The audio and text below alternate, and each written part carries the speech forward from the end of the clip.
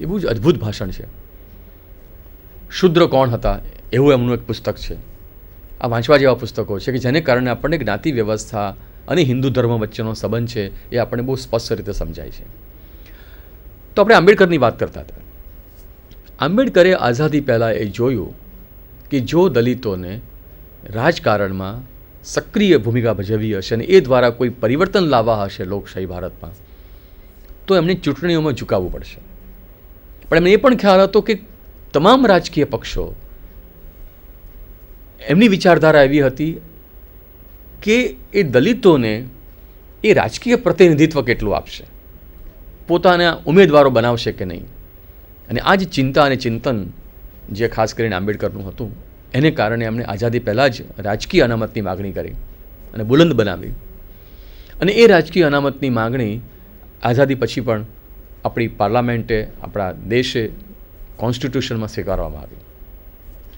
તો જ્ઞાતિ અને રાજકારણનું જે મહત્ત્વ છે એ મહત્ત્વ એ આપણી ભૂતકાળ સાથે જોડાયેલું છે. કારણ કે ભૂતકાળમાં જે રાજાઓ જ્યારે રાજ કરતા હતા ત્યારે કઈ જ્ઞાતિને મહત્ત્વ મળતું હતું અને કઈ જ્ઞાતિને મહત્ત્વ નહોતું મળતું એ આપણે બહુ સુપેરે જાણીએ છીએ.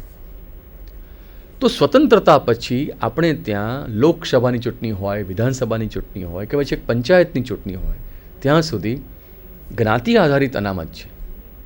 અને એ અનામત ખાસ કરીને આદિવાસીઓને એક જુદા સમૂહ તરીકે અને દલિતોને, કારણ કે એ ભૂતકાળની અસ્પૃશ્ય જ્ઞાતિઓ તરીકે આપણે એને ઓળખીએ છીએ.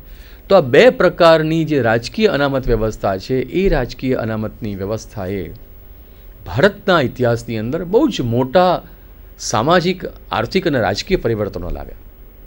જો કલ્પના કરો કે જો આંબેડકરે આ પ્રકારના પ્રયત્નો ન કર્યા હોત અને આપણા બંધારણે આ વસ્તુને ન સ્વીકારી હોત, તો શક્ય છે કે આજની રાજકીય પક્ષો, કોઈ પણ રાજકીય પક્ષ એ દલિતોને, આદિવાસીઓને આટલું મહત્ત્વ આપતા હોત રાજકારણની અંદર. આ એક બહુ જ મહત્ત્વનો ચર્ચાનો વિષય છે. અને આ અનામતની વ્યવસ્થા આવી એને કારણે સમગ્ર દેશમાં અને ગુજરાતની અંદર બહુ ઠીક પ્રમાણમાં, એ વસ્તીના પ્રમાણ, આપણે જાણીએ છીએ કે અનામત વ્યવસ્થા છે વસ્તીના પ્રમાણમાં છે. તો ગુજરાતની અંદર 8% દલિતો અને 15% જો આદિવાસીઓ છે, તો ગુજરાતની વિધાનસભા 182 ધારાસભ્યોની અંદર 23% અનામત એસસી અને એસટીનું છે. તો આ અનામત વ્યવસ્થા હોવાને કારણે આ પ્રતિનિધિત્વ છે આપણે ભૂલવું ના જોઈએ. પણ તેમ છતાં એક બહુ જ મહત્ત્વની વાત એ છે કે આ અનામતની બેઠકો સિવાય કેટલી બેઠકો ઉપર ગુજરાતમાં કોઈ પણ રાજકીય પક્ષ એસસી અને એસટીને ઉમેદવાર બનાવે છે. તમે જાણો છો શું પરિસ્થિતિ છે. તો આપણે ત્યાં આજે પણ લોકશાહી ભારતની અંદર પણ જે વિસ્તારોમાં જે જ્ઞાતિનું પ્રભુત્વ છે એ જ્ઞાતિને આધારે ઉમેદવારોની પસંદગી કરવામાં આવે છે. અને એ તમે માહિતી જોશો તો તમને ખબર પડશે. તો ગુજરાતની અંદર એક પ્રભાવી જ્ઞાતિ તરીકે પાટીદારો છે, તો ગુજરાતના રાજકારણમાં પાટીદારોનું પણ એક વિશેષ મહત્ત્વ છે. જેમ દલિતોનું મહત્ત્વ છે એમ પાટીદારોનું મહત્ત્વ છે, અન્ય પછાત વર્ગોનું મહત્ત્વ છે. તો કહેવાનો મતલબ આપણો એ છે કે રાજકારણ જે છે એ રાજકારણનો આધાર શું છે? એ રાજકારણનો આધાર, એની પૃષ્ઠભૂમિ એ સમાજ વ્યવસ્થા છે, એ સામાજિક બાબતો છે. અને એને કારણે રાજકારણમાં જ્ઞાતિનું મહત્ત્વ છે. એ મહત્ત્વ ક્યારે બદલાશે, કેવી રીતે બદલાશે, એ આપણા પોતાના જ હાથમાં છે કે આપણે જ્ઞાતિને રાજકારણમાં કેટલું મહત્ત્વ આપીએ છીએ. તમે છેક પંચાયત સુધી જુઓ, પંચાયત સુધી પણ આપણે ત્યાં હવે અનામત વ્યવસ્થાને કારણે ઘણા બધા ગામની અંદર ક્યાં દલિત સરપંચ છે, ક્યાં દલિત મહિલા સરપંચ છે, અન્ય પછાત વર્ગોમાંથી સરપંચ છે, મેયર હોય કોઈ શહેરનો, આ બધાની અંદર પણ અનામત વ્યવસ્થા આપણે મૂકેલી છે. અને એને કારણે સમાજના જ્ઞાતિ વ્યવસ્થાની દ્રષ્ટિએ જુદા જુદા સમૂહોમાંથી એક રાજકીય પ્રતિનિધિત્વ ઊભું થયું છે. તો એ રીતે આપણે આ બંધારણની અનામત વ્યવસ્થાનું મહત્ત્વ અને એનો પ્રભાવ એ આપણી આસપાસ છે, આપણે જોઈ શકીએ છીએ અને એને આપણે સમજાવવો જોઈએ. તો આપણા અભ્યાસક્રમની અંદર જ્યારે આપણે જ્ઞાતિ અને પરંપરાની અને પરિવર્તનની વાત કરીએ છીએ ત્યારે આ મુદ્દાને આપણે ક્લાસરૂમમાં ચર્ચવો જોઈએ કે જેને કારણે વિદ્યાર્થીઓને ખ્યાલ આવે કે જ્ઞાતિ અને રાજકારણનું પરંપરાગત સ્વરૂપ શું હતું અને એનું વર્તમાન સ્વરૂપ શું છે. આ પછી બીજો એક બહુ જ મહત્ત્વનો મુદ્દો જે આપણે ત્યાં છે એ ખાસ કરીને જે અત્યારની જે જ્ઞાતિ વ્યવસ્થા આપણે આ જોઈ રહ્યા છીએ એ જ્ઞાતિ વ્યવસ્થામાં વ્યવસાય અને જ્ઞાતિનો સંબંધ પણ આપણે જોવો જોઈએ. ઘુરીના 6 લક્ષણોમાં એક બહુ જ મહત્ત્વનું લક્ષણ એ છે કે જ્ઞાતિ અને વ્યવસાય વચ્ચે એક હકારાત્મક સંબંધ છે. આપણે ત્યાં કહેવત છે, દરજીનો દીકરો જીવે ત્યાં સુધી સીવે. આ જે કહેવત છે, કહેવત શું બતાવે છે?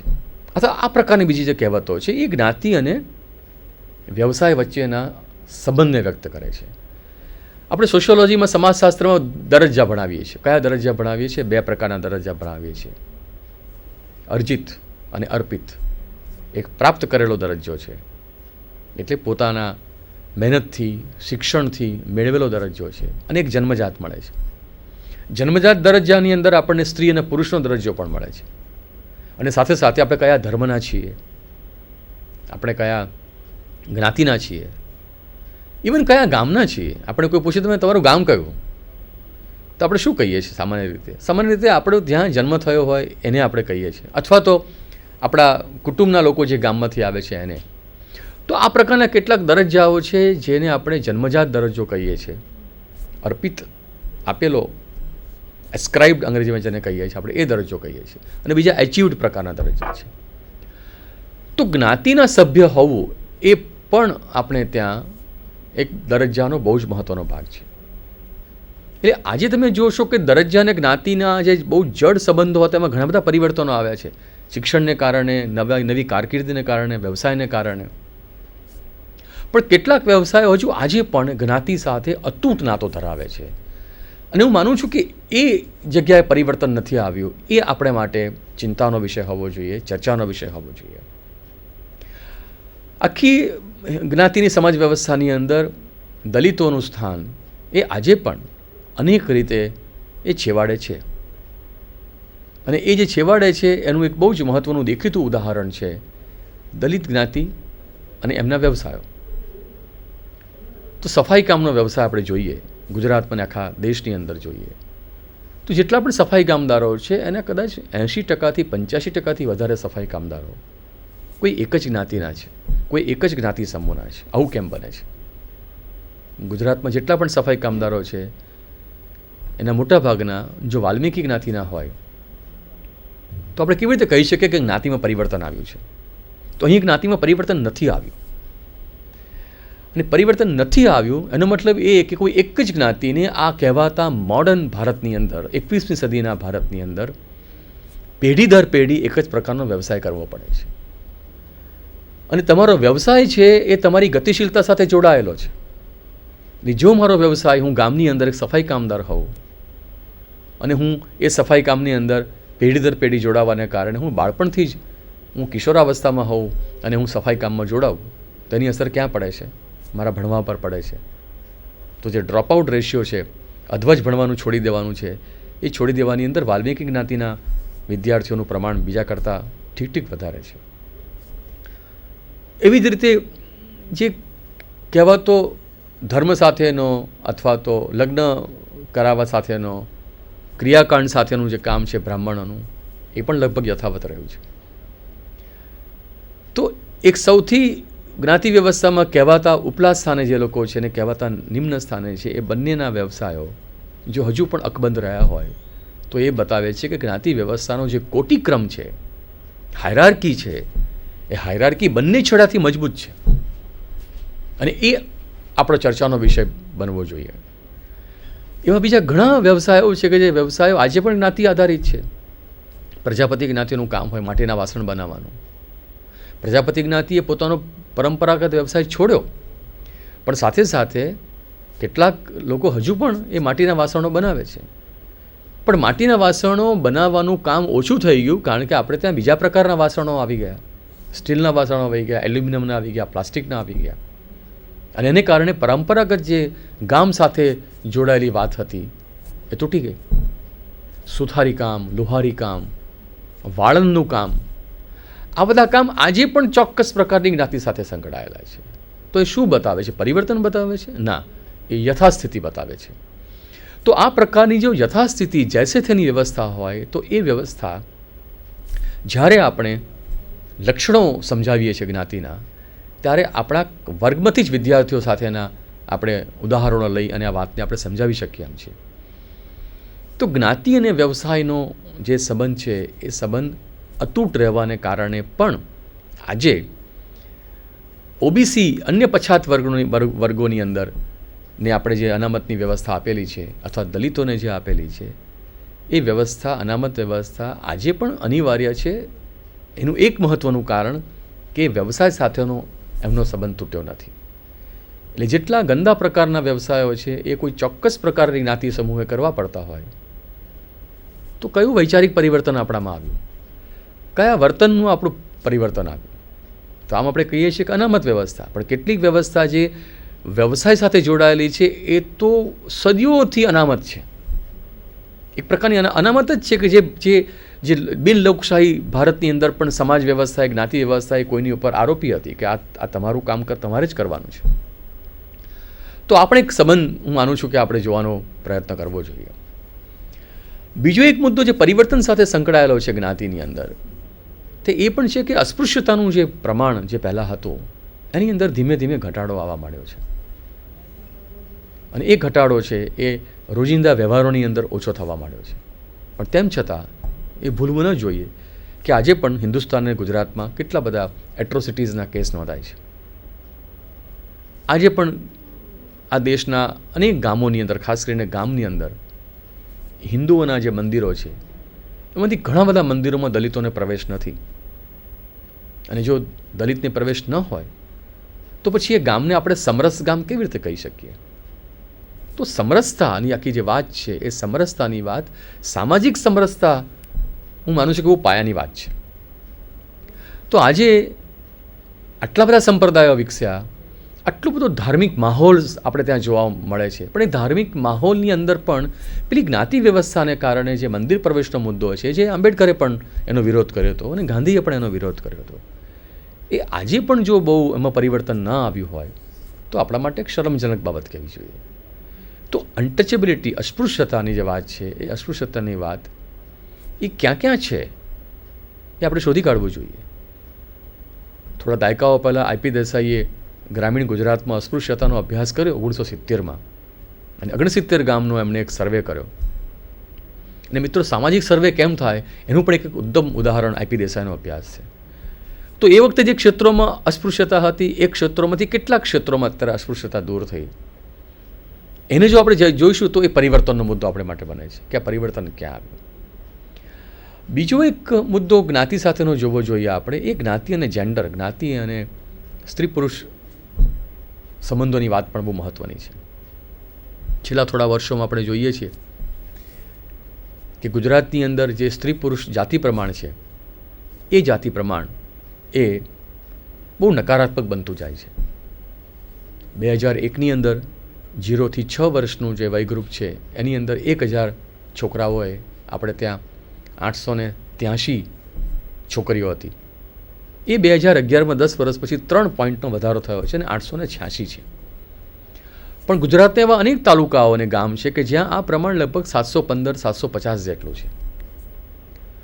હવે સવાલ એ છે કે ગુજરાતની અંદર આ જે પ્રકારનું જાતિ પ્રમાણ છે એ જાતિ પ્રમાણને જ્ઞાતિ સાથે પણ સંબંધ છે. તો જાતિ પ્રમાણને જ્યાં જ્ઞાતિ સાથે સંબંધ હોય અને જોઈએ છે કે જે જ્ઞાતિઓ સાથે એને સંબંધ છે એ જ્ઞાતિઓ પણ બેટી બચાવો આંદોલનની અંદર બહુ સક્રિય ભૂમિકા ભજવી રહી છે. પણ સવાલ એ છે આપણે માટે કે જે જ્ઞાતિની અંદર દહેજની પરંપરા હતી અથવા ભૂતકાળમાં દૂધપીતી કરવાનો રિવાજ હતો, એ પરંપરા વચ્ચેના વર્ષોમાં લુપ્ત થઈ ગઈ. એ ખૂબ આધુનિકતા અને જેને કહેવાય કે સ્ત્રી તરફી વિચારો આપણે ત્યાં વિકસ્યા. પણ સાથે સાથે આપણે ત્યાં શિક્ષણ આવ્યું એટલે એવું માન્યું આપણે કે શિક્ષણને કારણે અને ઉચ્ચ શિક્ષણને કારણે આ બદલાશે. પણ મિત્રો, તમે ગુજરાતમાં આ પ્રમાણ જોવાનો પ્રયત્ન કરશો તો જે જિલ્લાઓની અંદર સાક્ષરતા 70%-75%થી વધારે છે ત્યાં જાતિ પ્રમાણ નકારાત્મક છે. અને જે જિલ્લાઓમાં શિક્ષણનું પ્રમાણ ઓછું છે, એટલે કે રાજ્યની સરેરાશ કરતાં ઠીક ઓછું છે, ત્યાં જાતિ પ્રમાણ ખૂબ સારું છે. તો ગુજરાતના જેટલા આદિવાસી જિલ્લાઓ છે એ આદિવાસી જિલ્લાઓમાં સ્ત્રીઓનું પ્રમાણ એ બિન આદિવાસી વિસ્તાર કરતાં જુદી રીતે છે. તો દોસ્તો આ જો એક જમીની હકીકત હોય તો એ જમીની હકીકતને આપણે નજરઅંદાજ નહીં કરવી જોઈએ.